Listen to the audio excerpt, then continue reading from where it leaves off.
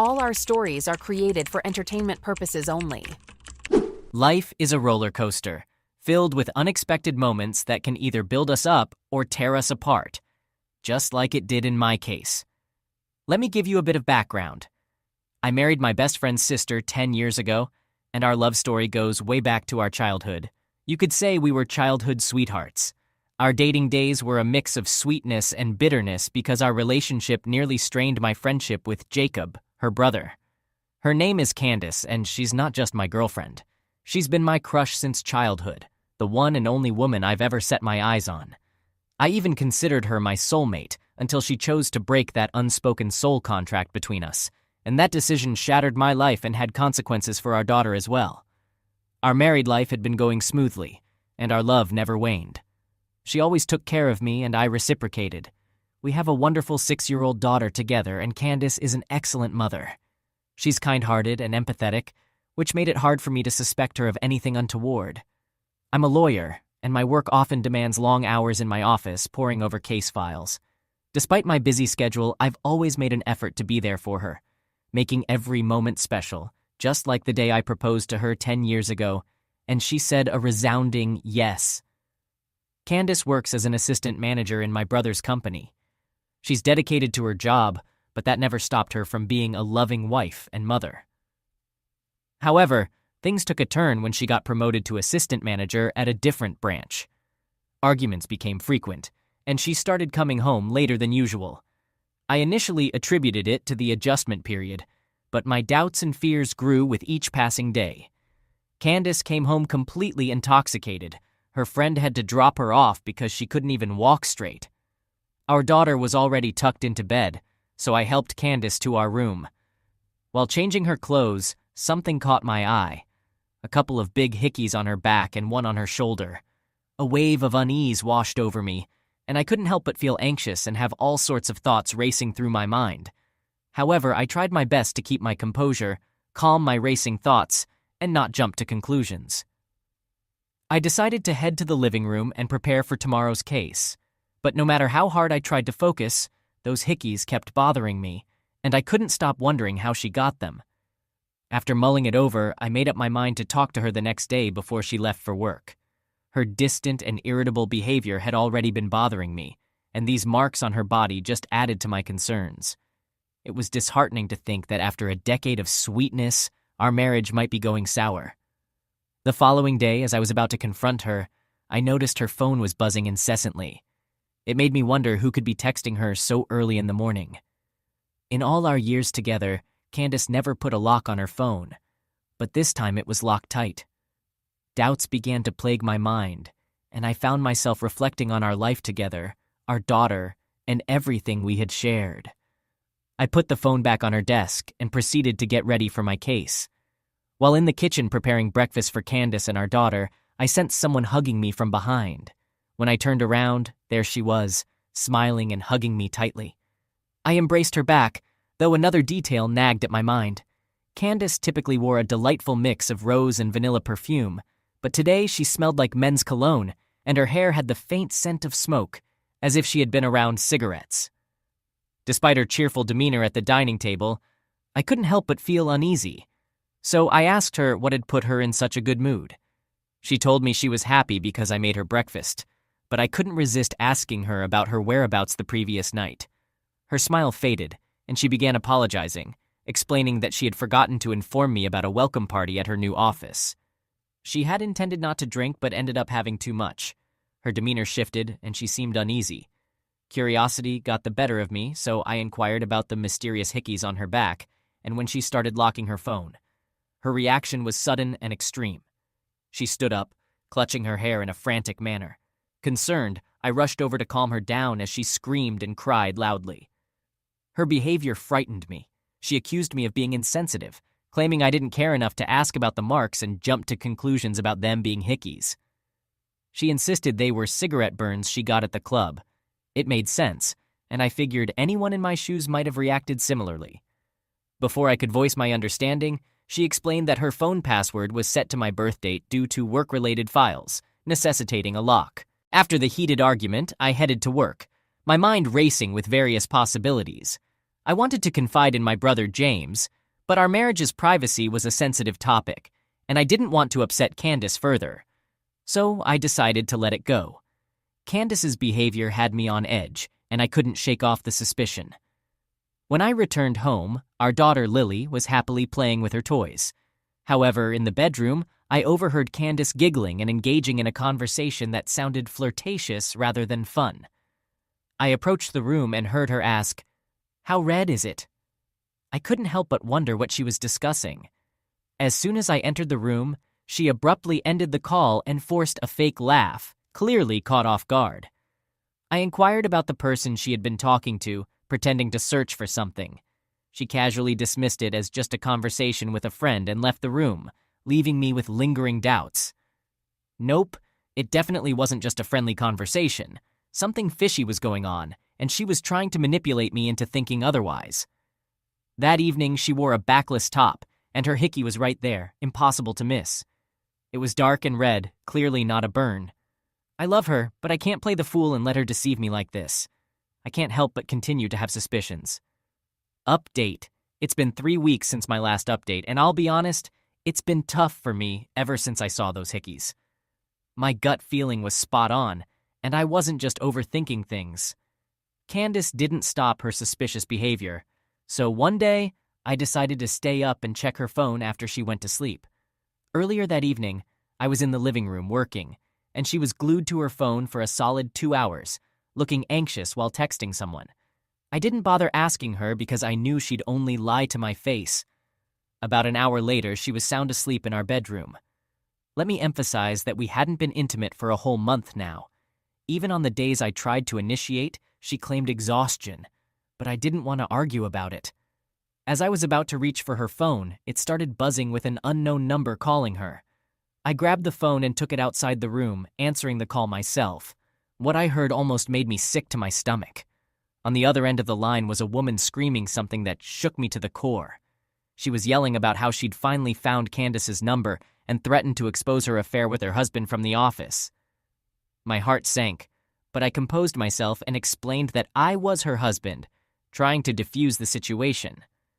This woman, named Jenny, turned out to be the wife of Matthew, a colleague of Candace's at work. She gave me her address and asked me to meet her, as she had something important to share.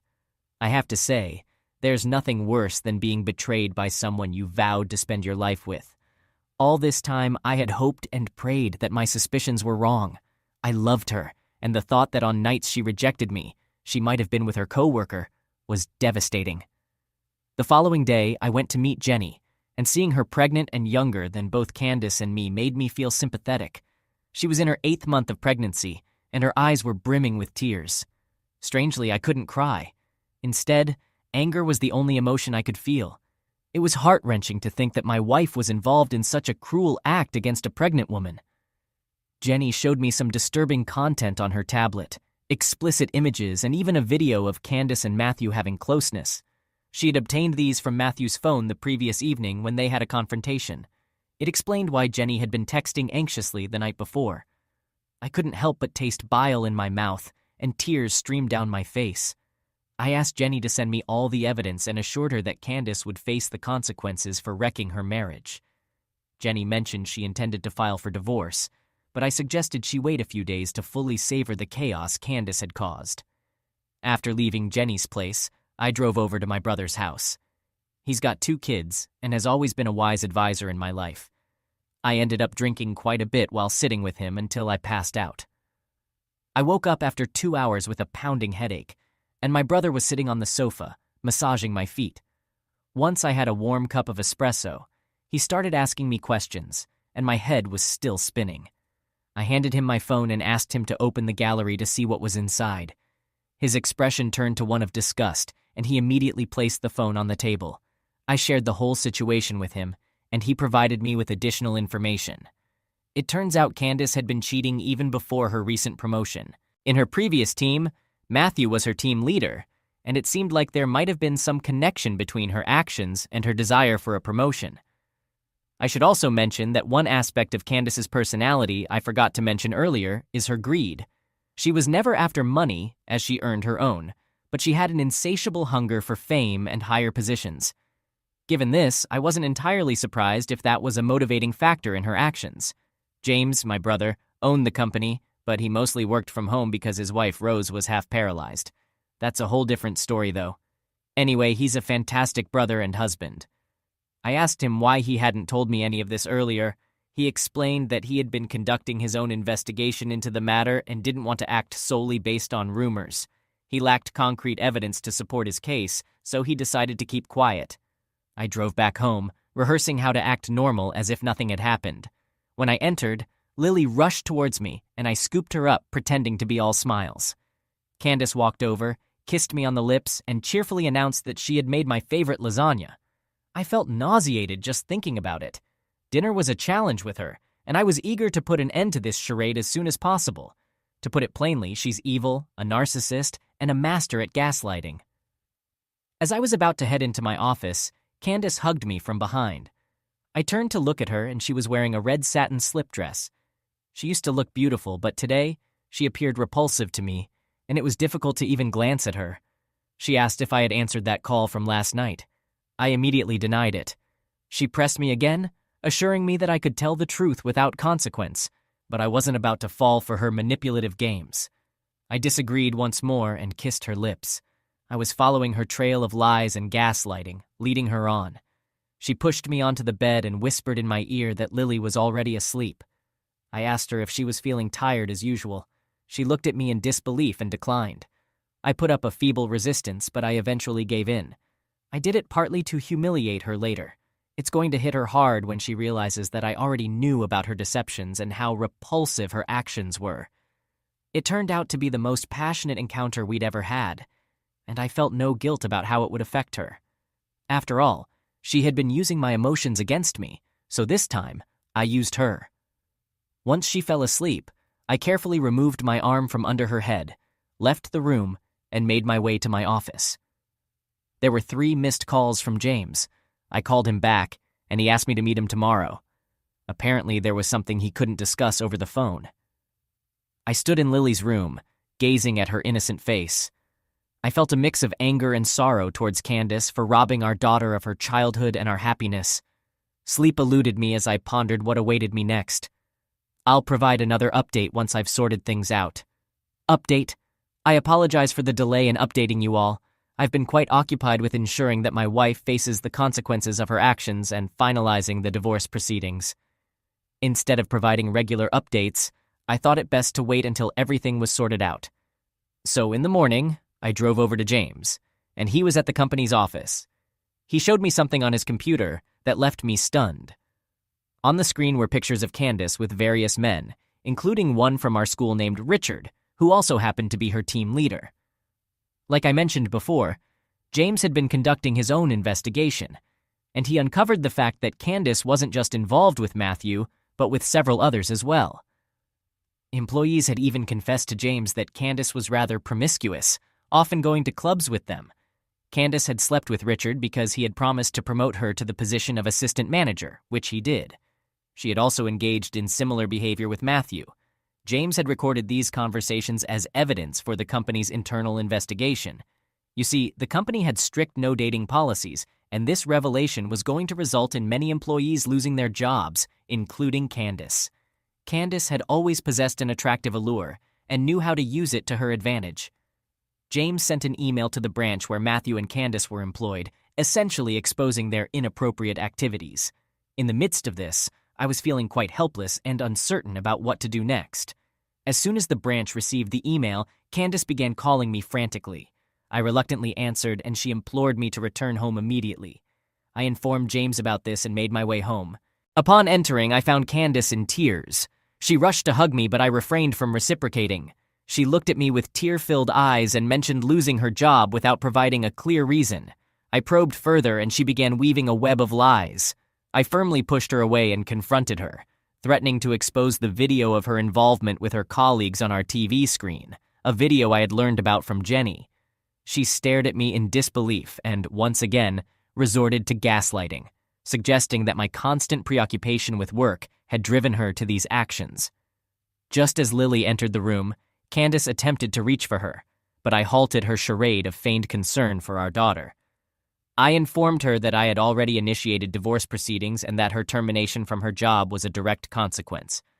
I asserted my intent to gain custody of our daughter and ensure her well-being.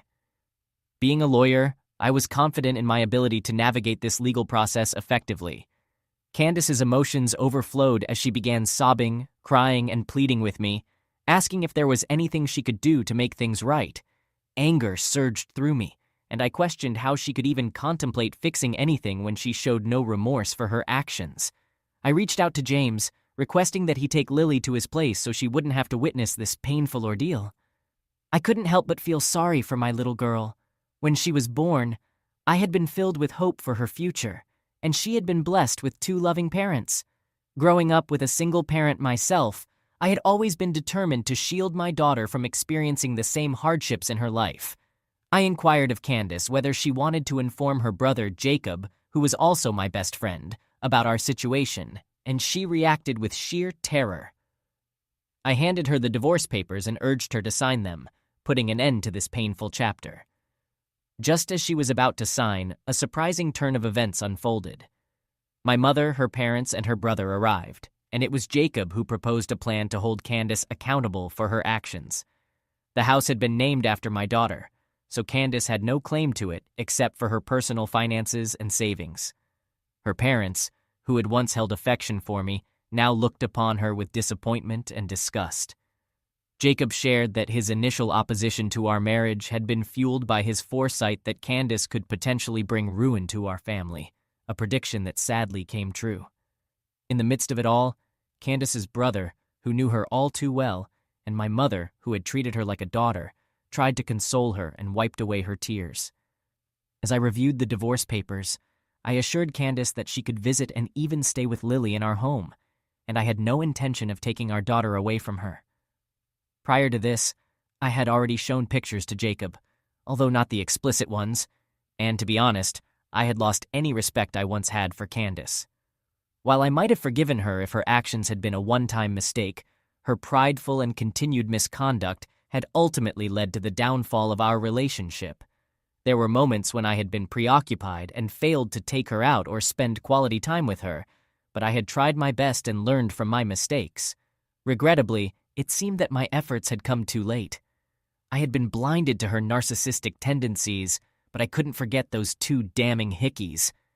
Anyway, no matter what happened, it's something that can't be undone, and I can't help but miss the person she used to be.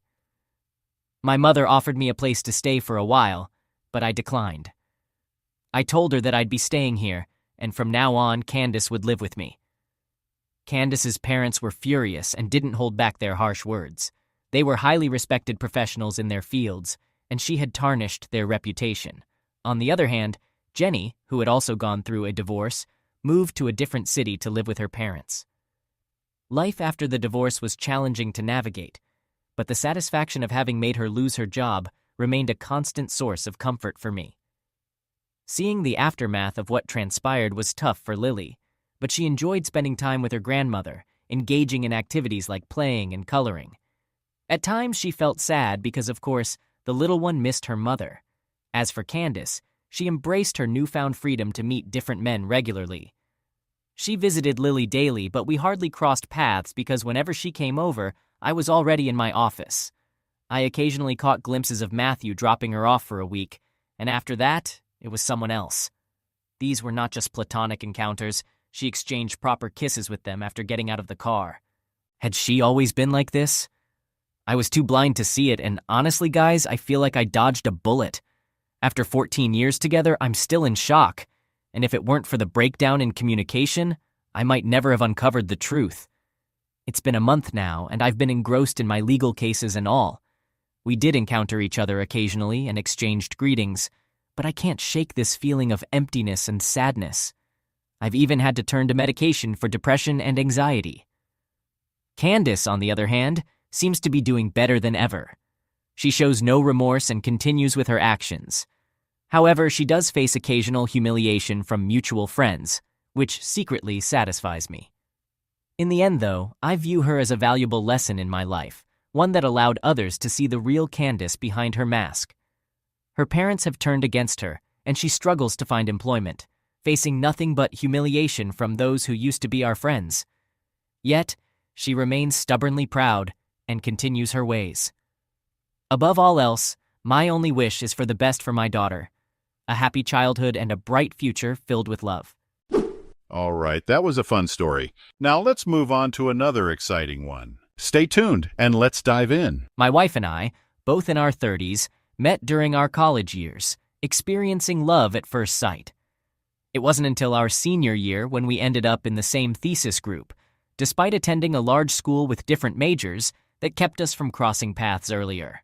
Although we hailed from different states, we shared a deep affection for the city our school was in, so we made plans to stay there after graduation. However, we decided against living together right after college because we feared it might strain our relationship. We continued dating as usual for a year following graduation before deciding to move in together. I never once doubted our relationship and knew she was the one I wanted to marry. At the age of 25, I proposed to her, which surprised many of our friends from school. Some doubted our lasting compatibility, perhaps due to the stark differences between us. I was introverted and quiet, while she was outgoing and occasionally boisterous. Her ability to effortlessly draw people in was one of the things I cherished most about her, and I never considered it an issue. After our marriage, we spent 12 years together, raising 3 children, owning a home, and making plans for retirement in a small Vermont town in a decade. Regrettably, my wife made a decision that shattered those plans. My wife worked as a marketing executive, holding a prestigious job that involved extensive travel and managing overseas clients for her firm.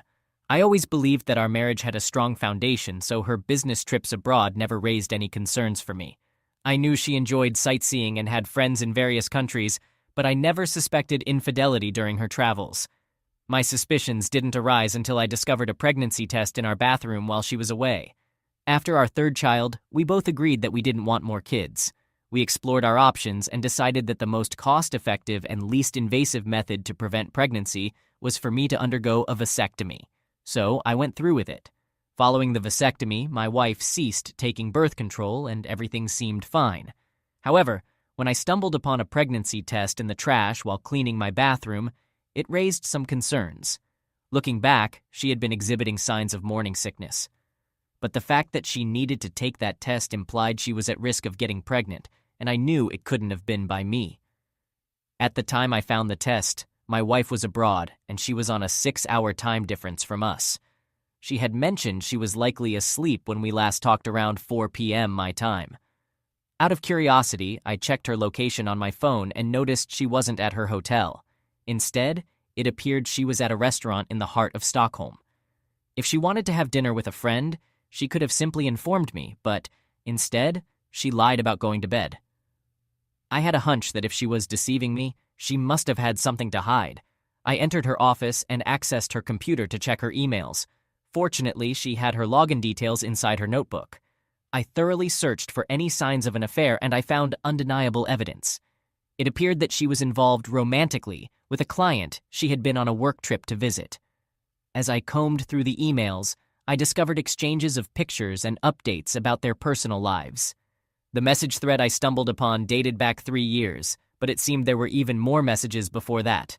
They shared information about their families and future plans. Some messages seemed very friendly, while others were extremely explicit. I did some investigation and managed to identify the guy.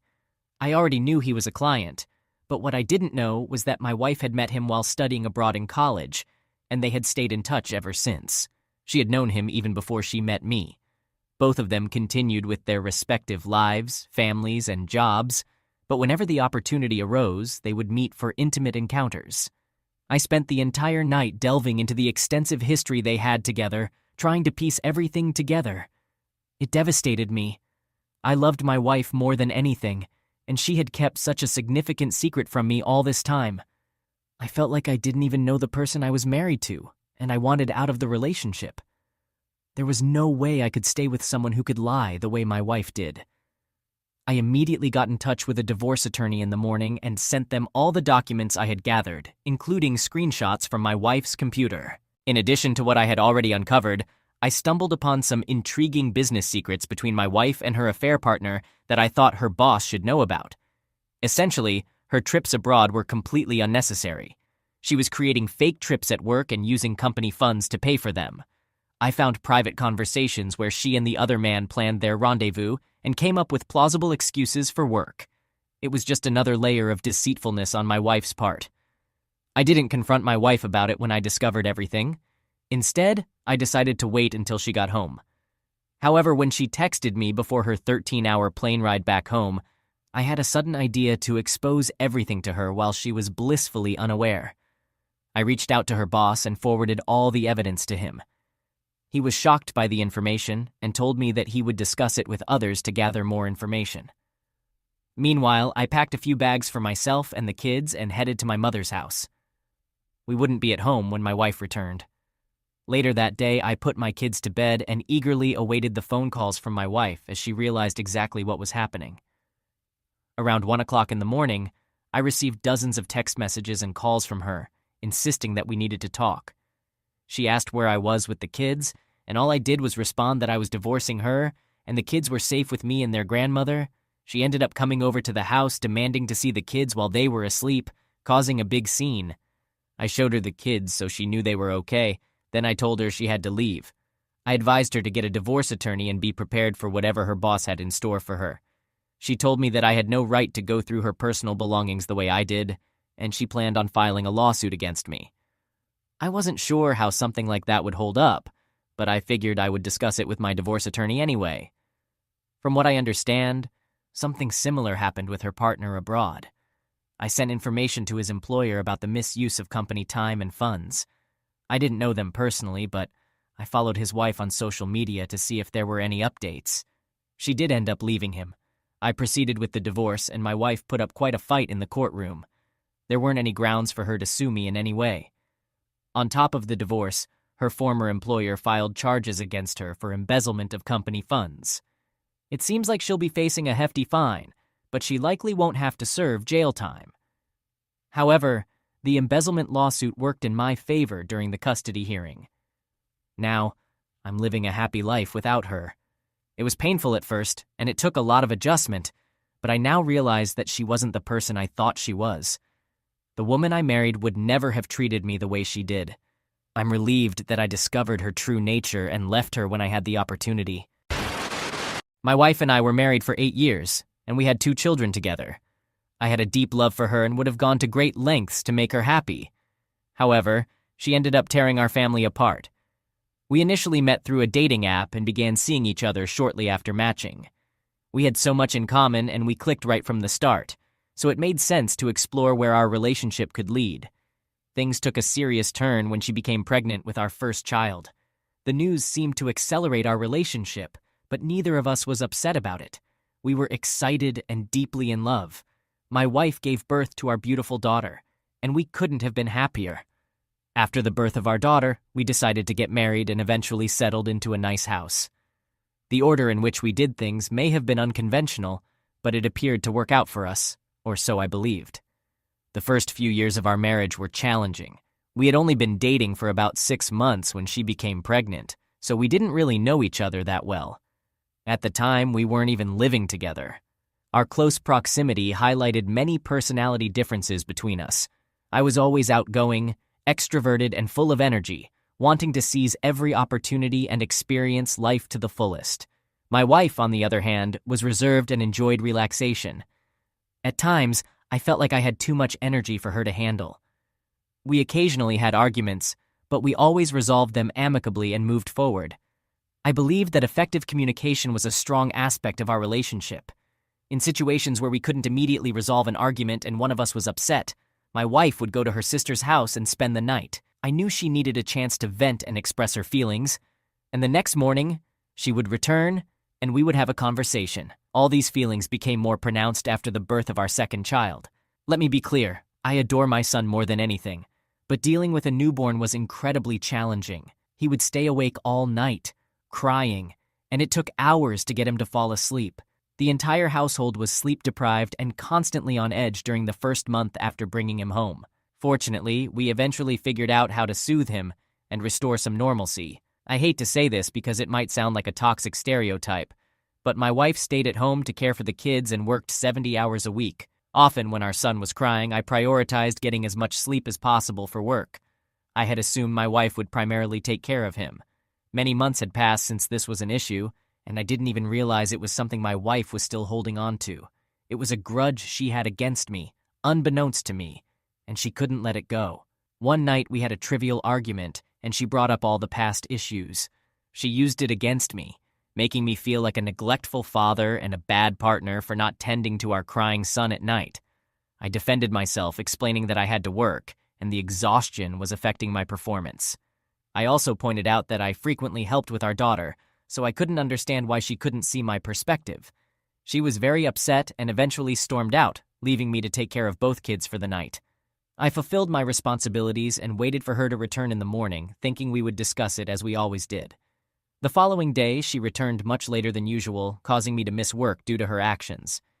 It seemed like she genuinely didn't care about my time or how her actions affected me. We talked around noon and she was overly apologetic, as if she wanted to avoid further discussion and bring an end to the matter. After our conversation, she went to see the kids, and we didn't bring up the issue again. Over the next couple of months, her behavior changed significantly. She seemed happier and more energetic, and I couldn't pinpoint the reason behind this newfound enthusiasm. While she used to visit her sister once or twice a week during that time, it seemed like she was going there every other day. I didn't think much of it at the time, but in hindsight, I understand why she was going there. Sometimes she would take the kids with her, and other times she would ask me to watch them while she went alone. I discovered the truth when I witnessed her sneaking out of bed one night to take a call. It seemed she forgot to put her phone on silent before going to bed because her ringer woke me up. She answered the call before I could ask her what was going on, and she whispered for the person on the other end to hold on before slipping away from me. Immediately, I found this situation strange. It was unusual for her to receive a call in the middle of the night, and even more so for her to answer it and sneak away. I remained still, pretending not to notice, and waited for her to leave. After a minute, I quietly left the room to investigate. I heard noises coming from the laundry room, so I pressed my ear to the door to try and listen. I could hear someone on speakerphone instructing my wife to engage in intimate activities, and my wife appeared to be enjoying them. She had secretly gone to have phone intimacy with someone else. I listened for a couple of minutes while it continued. Both participants were whispering and trying to be discreet, indicating that they were engaging in something they shouldn't have been. I contemplated bursting through the door to confront them, but I decided to handle it differently. So I returned to the bedroom and pretended to go back to sleep. She didn't return for about half an hour. I stayed up waiting until I could hear her snoring beside me. Then, I got out of bed and took her phone with me into the kitchen. I checked her most recent call and found it was from a familiar name, her sister's boyfriend. Her sister, her closest friend in the world, had been in a 5-year relationship with her boyfriend, and she was deeply in love with him. Her sister believed he was the one, someone she wanted to marry and start a family with. As shocked as I was by my wife's infidelity, the fact that she was cheating on me with her sister's boyfriend made it even more devastating. I couldn't believe it. I went through their text messages and saw them planning times to meet up when her sister wouldn't be at home, exchanging pictures and videos. I was already extremely upset about the cheating and deception. But then I discovered instances where my wife mentioned bringing our kids along with her. I was furious and wanted to expose her. I took numerous screenshots and saved videos, sending them all to myself. Afterward, I returned her phone to the bedroom and went to the living room to sleep for the night. I couldn't bear to be around her. I called in sick for work the next day and went to a cafe where I searched online for a divorce attorney. I found one and scheduled a meeting with them as soon as possible to end my marriage. Additionally, I wanted to inform her sister about everything before my wife had a chance to manipulate the situation and make it seem like I was lying. I drove to the restaurant where her sister worked and waited for her shift to end. When I saw her in the parking lot, I got her attention and asked if we could talk. She appeared confused and a bit nervous, but she joined me in my car. I disclosed everything I knew to her. I showed her the videos and screenshots I thought she could handle. She was devastated by it all. Her sister was supposed to be the person she trusted most in the world, but instead, she had broken that trust. She was extremely upset. After she composed herself, I asked her what she wanted to do, and she immediately said she was kicking her boyfriend out of the house. She became angry as she talked about it. I hadn't realized that he didn't have a job and wasn't contributing to the rent. He was essentially a financially struggling SoundCloud rapper. I ended up driving her to her house and stayed there with her while she broke up with her boyfriend, kicking him out of the house and tossing his belongings out of the window. Her boyfriend seemed like he wanted to confront me physically, but he didn't make a move. If he had, I probably would have sent him to the hospital. After all of that was resolved, she and I returned to my house, where we both confronted my wife. My wife attempted to defend herself by claiming that the videos I had were manipulated and that I was trying to sabotage her, though I couldn't fathom why I'd want to do that. Her arguments held no merit. I informed her that I wanted her to leave the house and that I was going to initiate divorce proceedings. She began crying, pleading for forgiveness, and asserting that it had just happened one day when she was upset with me. She tried to shift blame onto her boyfriend, suggesting that he took advantage of her vulnerability and tried to seduce her. While he may have been sleazy enough to attempt such a thing, it didn't absolve my wife from her own actions. If he made advances, she could have pushed him away and then informed me and her sister. Instead, she engaged in an affair that persisted for several months. Now, I have divorced my wife, and I have full custody of the children. The pivotal factor in this decision was her bringing the kids along during her affair, which did not sit well with the judge. Her sister has completely severed ties with her, and from what her sister has shared, much of their family has also cut off communication with my wife. I still maintain a relationship with her sister because she is my children's aunt, and she loves them. It wouldn't be fair to exclude her from their lives. Ultimately, I'm relieved to have discovered my wife's true nature. In hindsight, our relationship didn't seem like a good fit, and now both of us are free from that relationship. I wish it could have ended differently, but I believe everything happens for a reason, even if the journey was rockier than I would have preferred.